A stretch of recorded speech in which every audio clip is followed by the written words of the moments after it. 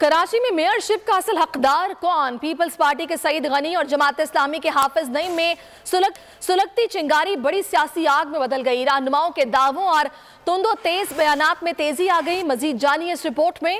हमने हमें मैंडेट दिया है, तुम कौन होते हो हमारा मैंडेट हमसे छीनने वाले? आपको जो नशिस्तें मिली हैं, मैं फिर कह रहा हूँ कि वो तवक्को से ज़्यादा हैं। हमारी नशिस्तें तवक्को से ज़्यादा नहीं हैं।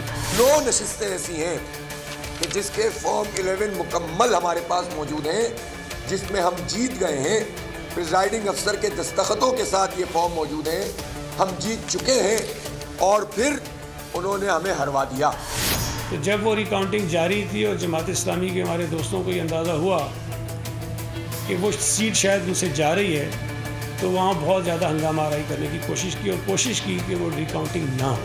हुकूमत ने इलेक्शन कमीशन के कुछ लोगों के साथ मिलकर और कुछ DROs के साथ मिलकर ये काम किया कि हमारे इस मैंडेट पर शबखून मारने की कोशिश की। आप खुद ये कह रहे हैं कि जी हमसे सीटें छीन ली गई।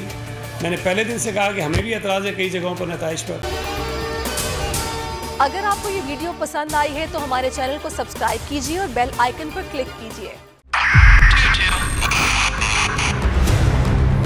2022 बहुत सारे तोहफे भी देखे गया पाकिस्तान की आवाम को।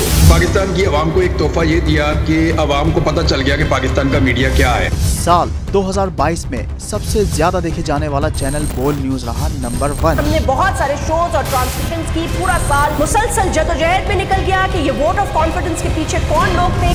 तोड़े रेटिंग के सभी रिकॉर्ड। सोशल मीडिया पर भी सबसे ज्यादा तेजी से 2.4 बिलियन व्यूज का संगे मील अबूर किया।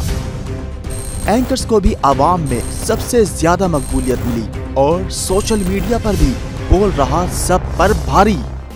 सब्सक्राइब करें और बेल दबाएं ताकि कोई खबर रह न जाए।